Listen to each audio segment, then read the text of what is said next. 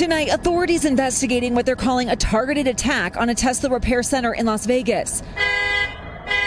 Elon Musk is denouncing the war on Tesla. It's really come as quite a shock to me that there's this level of really hatred and violence. I think we just have a deranged, there's some kind of mental illness thing going on here. You guys first started investigating it.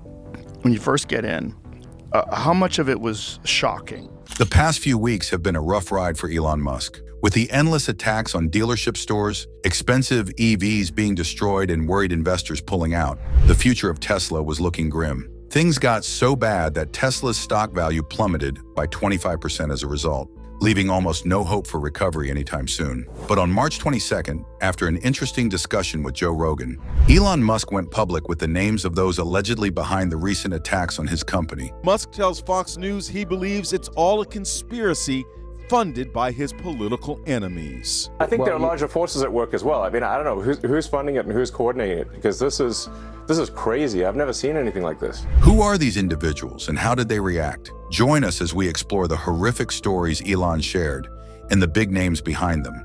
The violent attacks in Elon's revelation. Based on current reports, there have been at least 15 documented cases of violent attacks on Tesla's stores and properties in the past 3 weeks alone. Worse yet, most of these cases are high-profile crimes, including extreme vandalism and armed assaults out in the open.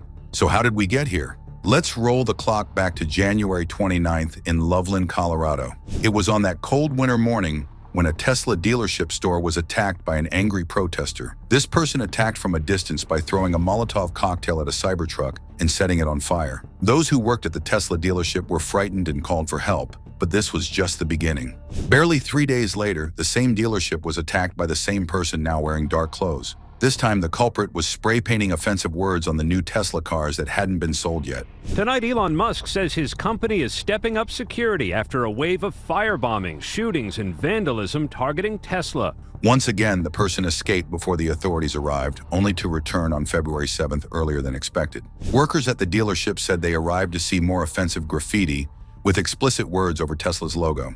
As usual, the authorities were told about it, and after many hours of close investigation, all they could be sure of was that it was an organized crime. But this follows a series of attacks targeting Tesla vehicles nationwide. It was allegedly destructive, yet also done so well that the police couldn't make out who the person was or the accomplices. Those who saw the person during the crime confirmed it was a woman wearing clothes with statements that were an insult to the current administration. Aside from that, there was nothing else to know about this person. It's safe to say things weren't looking good at this point. The police had little to work with, and the dealership staff were getting worried about their safety. It wasn't until February 24th that the person was found near the location with a huge amount of gasoline bottles and other flammable materials. All the other things she was found with aligned perfectly with the previous attacks, like Molotov cocktails and spray bottles. Right there, she was arrested and taken away by the authorities. Sadly, the problems only got worse from there, as barely 2 weeks passed before another Tesla dealership was attacked. This happening at a Tesla facility in Las Vegas. The incident follows a string of protests and violence. This time, it was at a store in Tigard, Oregon. And what was the crime this time? Please brace yourself, because this is where it gets shocking. On March 6th, according to various reports, another person was allegedly spotted firing at least 7 rounds at the dealership store. To those who saw what happened, it seemed this person didn't care whether people were still inside, directly aiming shots at the windows of the store and various parts of the vehicles outside. We're able to extinguish the flames before they got to the lithium batteries, which they say is critical to stopping a car fire. Later that day, another person was arrested for putting offensive stickers on Tesla vehicles that didn't belong to him. The following day, on March 7th, in North Charleston, South Carolina, another man tried to set fire to multiple Tesla charging stations with explosive cocktails. Many lives were on the line at this point, but what allegedly made him stop along the way was that he had accidentally set his clothes on fire right before he could commit the crime. Because of this mistake, he was easily spotted and arrested. He was taken away shortly after, and just like the other person, he too was seen wearing clothes with offensive statements aimed at the current administration. We were able to identify and arrest the suspect involved in this attack. On March 8th, Elon Musk took to his social media platform and made a tweet that turned the entire political scene on its head. Elon earlier revealed that he had a legal investigation looking into the matter, and in this tweet, he showed that the people behind these crimes didn't do them on their own. Rather, they acted as part of various groups that were given money by a fundraising agency. This agency was Act Blue, a famous political action group in charge of raising money for the Democratic Party. Among the names he mentioned in the tweet were George Soros, Reid Hoffman, Herbert Sandler, Patricia Baumann, and Leah Hunt Hendricks. He also revealed the names of the rebel groups that were allegedly supported by these people to destroy Tesla's infrastructure. Among these groups were the Troublemakers, the Disruption Project, Rise and Resist, the Indivisible Project, and Democratic Socialists of America. Now, this is where it gets interesting. The only groups that reportedly popped out of nowhere with very little information about them in the past were the Troublemakers and the Disruption Project. Here's a look at a demonstration today in Culver City where activists are urging people to boycott the EV car company. Rise and Resist started as a nonviolent social justice group that was for everyone who disagreed with the results of the 2016 election. Some reports tell about their allegedly peaceful protests in the past, including the Women's March and the anti-tax reform outcries in 2017. The most consistent pattern with the Rise and Resist movement has always been about challenging rises they felt were too authoritative in political matters. They showed this in 2018 during the staged protest inside Trump Tower and the outcries in 2023 outside Twitter's headquarters not long after it got renamed by Elon Musk. They protested his opposition to DEI programs and saw it as part of a much bigger attack against social justice and progressive values. As for the Disruption Project group, they have always been about targeting entire organizations they view as destructive. And controversial moves, like spearheading the mass layoffs of federal workers. Most of their operations are usually done in places where high-tech companies carry out their most ambitious projects that come with harm to the environment. Tesla has come up on their radar multiple times as one of such companies, even though they make EVs. Those within the group claim they still resist Tesla's operations because their cars rely on lithium. They believe that mining this material is not good for the environment, especially in developing countries. Oftentimes, they have stood in the way of operations, and each time they were stopped by the authorities brought in by Tesla, they argued that Elon is trying to suppress opposition even though he cares about free speech. Because of these direct attempts that ended up with the authorities arriving to get them out of the way, the Disruption Project grew from a nonviolent group into something else entirely. Right now, they claim that Tesla's real problems aren't the attacks, but their choice to refuse to address the problems they are causing to the environment. The Troublemakers, on the other hand, have always been involved in violent protests against billionaires for years. Their current goal, to bankrupt Elon Musk and many others like him.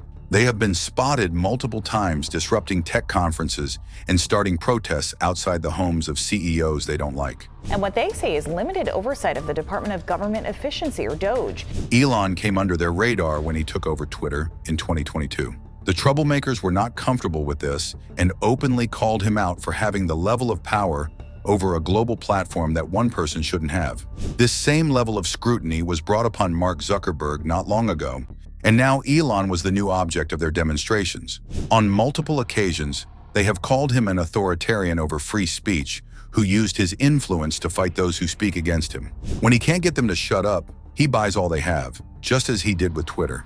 After Elon Musk called them out directly on his platform, they responded by claiming his accusations were only a sign that their work was having an impact, and allegedly tried to use it to rally more support for future protests. The Indivisible Project started the same way as Rise and Resist, and they operated by offering advice to people on the peaceful ways they could protest without violence. The only group that reports claim has had many instances of violence in the past is the Democratic Socialists of America. Many members of this group have been arrested on more than one occasion, and the day most of them got arrested was sometime in October 2023 during an aggressive open rally in Brooklyn.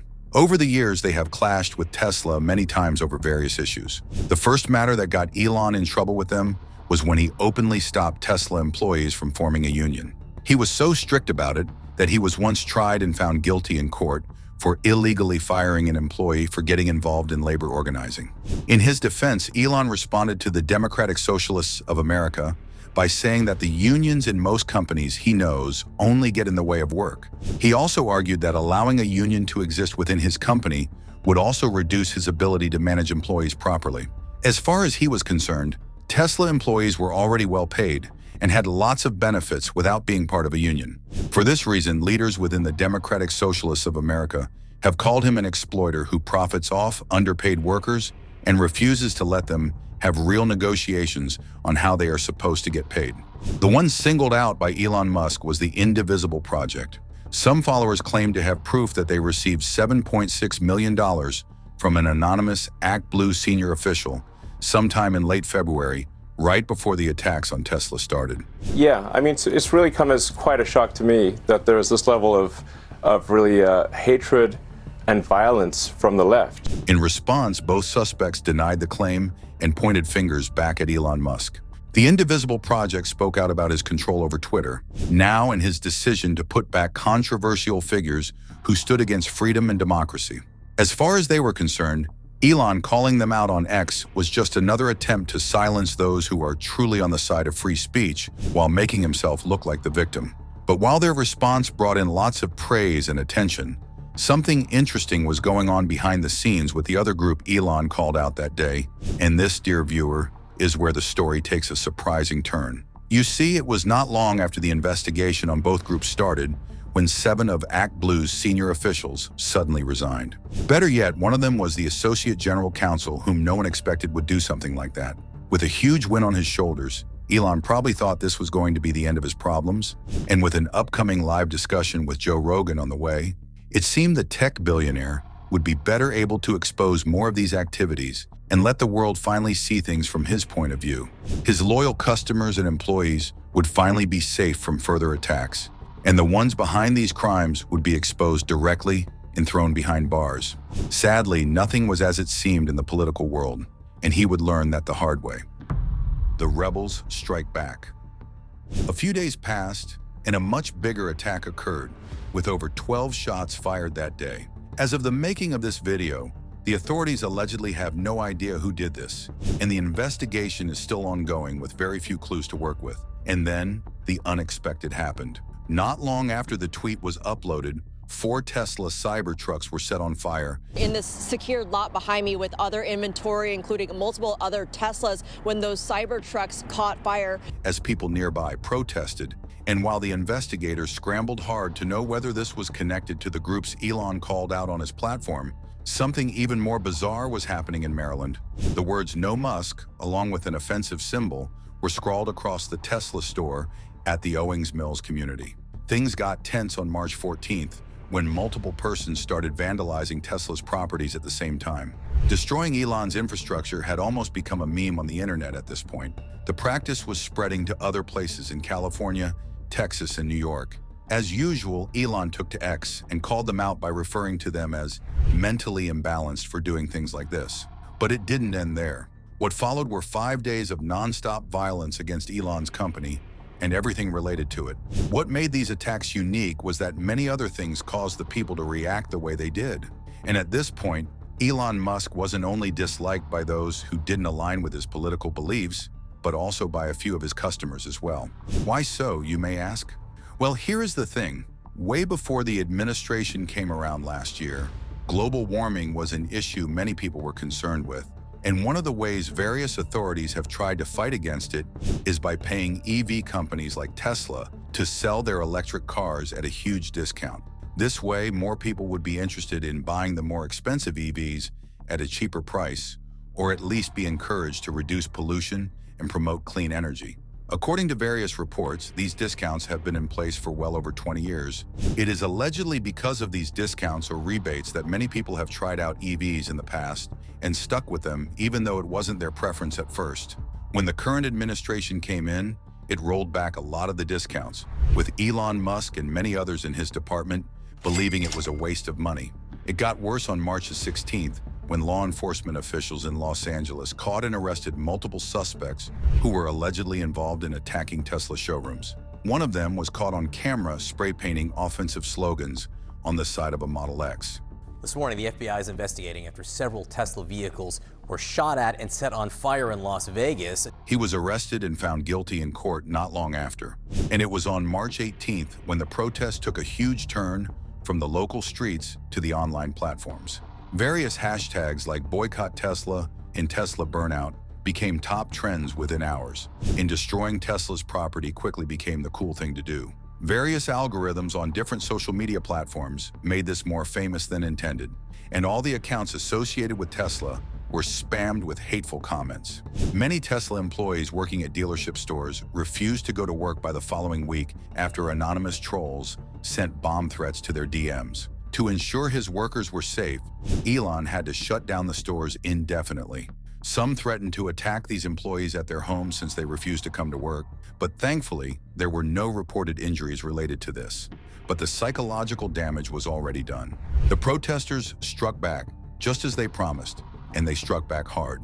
Because of this, several Tesla employees quit out of concern for themselves and the safety of their families. Throughout the entire fiasco, the US president tried to keep himself out of it, but on March 19th, he did the unexpected. Canadians are joining a wave of Tesla takedown protests happening across the US and parts of Europe. That day, the president openly called out the protesters for the damage they caused during a press conference. He stated that they were nothing but domestic troublemakers who deserved to spend at least 2 decades in one of El Salvador's worst prison cells.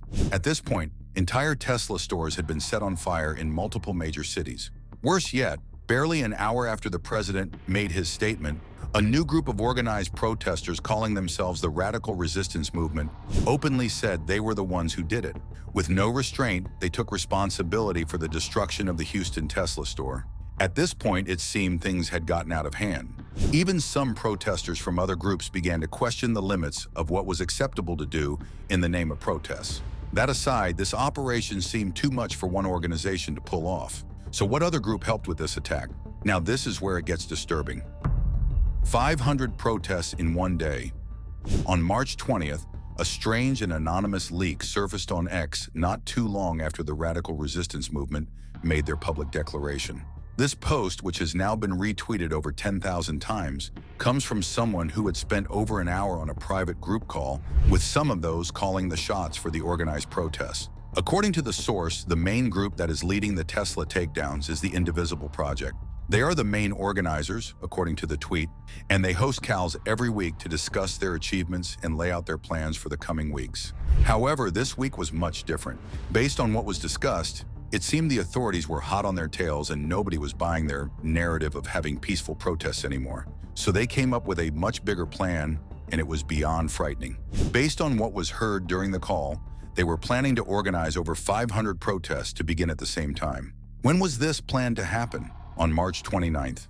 The plan to pull this off sounded so genius yet so frightening that the anonymous source called it truly dystopian stuff. On March 21st, just 2 days after the plan leaked to the public, protesters continue to rally outside of Tesla showrooms all across the country and also here at home. Elon Musk took a firm stance against the rebel group. No longer willing to hold back, he called on different government officials to crack down on these rebels with equal force. Though his tone was surprising, this wasn't the first time he had done this, according to him. He had previously called out for help from different political figures who had enough influence to do something about it, but none of them allegedly gave him an answer. His company Tesla wasn't doing very well either. Elon said in an interview that the demonstrations in recent weeks are not protests, but organized plans to cripple Tesla and hurt the American workforce.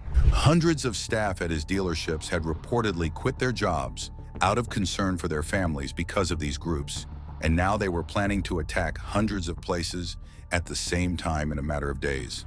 Yet those leading figures he asked for help never lifted a finger to help him. Many political analysts believe it is because Elon Musk is in the worst possible place, both as a businessman and as a politician. Many people hate him on both counts, and with the problems getting worse each day, being associated with him in either way, or even seen in a recent picture with him, could spell danger for anyone who wants to lead a peaceful life during these difficult times. No major business that operated close to its customers wanted anything to do with Elon or any of his companies anymore. After all, the last thing any business owner wanted was to have the ongoing destruction targeted at their businesses as well. For these reasons, many investors were pulling out from supporting Tesla all through the month, and the stock value plummeted almost immediately. One of these investors was Tesla's chairwoman, who sold over $43 million worth of Tesla stock in February, shortly after the first attack in late January. By March 10th, she did the same thing with a lesser sell-off of $33 million. On that same day, another board member of Tesla, who also worked as a media industry executive, offloaded over $10 million worth of Tesla shares. Less than a week later, a group of over 20 Democratic lawmakers from New York met with the state's financial supervisor. They asked the management to liquidate all Tesla shares from the state pension fund. Multiple reporters caught wind of this, and the stories they told put Tesla in a very bad light from a business perspective. As a result, nobody was sure of Tesla's future as a company, especially as many analysts and financial advisors spoke against investing in Tesla at a time like this. According to them, the last event that even comes close to what Tesla is going through happened as far back as a century ago with Henry Ford. You see, way back in 1925, Henry Ford was a leading figure in the auto industry. Just like Elon Musk is with EVs today, his businesses were doing very well for a long time, and for a while it seemed like it was on top of the world.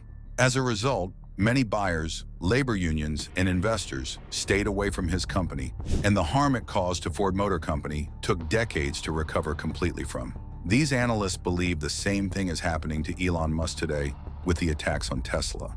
Early in the morning of March 21st, things turned out better for Tesla as its stock came up by 5%, even with the ongoing attacks. Later on, Elon put out a tweet that gave investors more hope. In the tweet, he said that the authorities had investigated further and discovered financial links between the criminals and multiple organizations associated with extreme Democrats. According to Elon, some of these extremists have been using peaceful protests as an alibi for illegal activities. Many followers believed he was talking about the Indivisible Project and the Democratic Socialists of America. The problem was that Elon did not give any links to legal documents from the authorities he worked with to prove his tweet, so not many people took what he posted seriously. As of March 21st, these investigations continued across every state that had at least one violent assault on Tesla's property. They worked with the local authorities in cities like Portland, Oregon, and Denver, Colorado. They ramped up security in the dealership stores that had either been repaired or hadn't been attacked yet to prevent further problems. Ironically, while one would think the declining sales are just because of the violence going on in various places, the reality is that car sales have been dropping in other places as well, especially in the European market. It was already decreasing before the protests started, and it only got worse afterwards, particularly in countries like France and Germany. Germany is the biggest case since it is Europe's top market for electric vehicles. And surprisingly, ever since the protests began in the West, sales have only continued to decline. February was the worst month in a long time, with sales dropping as low as 76% compared to the same month last year. We know this because it was announced by the German Association of the Automotive Industry. As a popular Wedbush analyst put it last year, Tesla is Elon Musk and Elon Musk is Tesla, no matter what part of the world you are in. Despite these issues, Elon Musk urged investors and employees on March 21st not to liquidate their stock. He urged employees to stay hopeful even though the shares had been plunging for most of the time. He said this during a little conference he organized not too far from the White House, that the future is very exciting, even though things might not be working perfectly.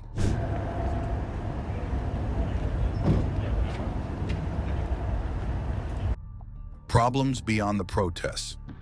With all the trials the company is going through today, it's safe to say the investors Elon spoke to during that conference weren't all that convinced by his optimism. For many political analysts, the writing is already on the wall for Tesla. This is because they were already dealing with a lot of issues before the attacks began. That kind of thing, we should not pay them. But currently we do, which is crazy. Long before the steadily declining value of Tesla in recent weeks due to the endless attacks on their dealerships, there have been several problems within the company that cannot be ignored. They also point out that while Elon Musk has made waves in his exploits at SpaceX, the same cannot be said about Tesla, with or without the ongoing protests. While many today credit him for the success of the Model X, 3S, and Y, the reality is that the product plans were already drawn out before he even joined the company. The blueprints for the most successful Tesla models we have today were already laid out long before Elon became CEO and product architect for the company back in 2008. All he did was oversee the operations that had already been chosen by those before him. Aside from added software features like self-driving and the like, most of the things he did on his own as lead architect and CEO had little to do with the models already in progress and had more to do with his upcoming vehicle. This upcoming vehicle, designed from the ground up by Elon Musk, would become known many years later as the Tesla Cybertruck. This massive EV was supposed to be Elon's biggest passion project that would demonstrate to the world what he was capable of doing on his own. However, the world was not as impressed, as the first showcase of the Cybertruck quickly became a laughingstock the internet would never forget. Beyond that, many tech reviewers who had praised most of Tesla's products in the past now had a different take on the Tesla Cybertruck. Mostly negative. Most people are saying it looks horrible, looks like a refrigerator on wheels, it's a disaster of a design. Most of them saw it as something that didn't need to exist, while others took note of how sharp and dangerous the edges were. Trusted tech reviewers like Kyle Connor from Out of Spec Studios and Dan Rooney from the Good Work channel did not like the Cybertruck. Only few other reviewers like Marquez Brownlee from MKBHD Studios tried to appreciate the software and innovative features. Left it parked, plugged in to the truck at 50% state of charge, like I normally do. With other problems like rusting and very expensive charges for the simplest fixes, and these reasons, some see it as no wonder the Cybertruck was the first vehicle from Tesla to be set on fire as part of the recent attacks. This is why analysts believe nobody liked his work with Tesla to begin with, and all the recent protests did was give people a chance to demonstrate how they felt all along without the political motivations. Anyway, those are just our thoughts. So why not tell us yours in the comments down below? Are you a fan of Elon Musk and Tesla? What do you like or dislike about the protests? Tell us everything, and while you are at it, don't forget to like, share, and subscribe. Also, click on the next video shown on your screen. You will enjoy it.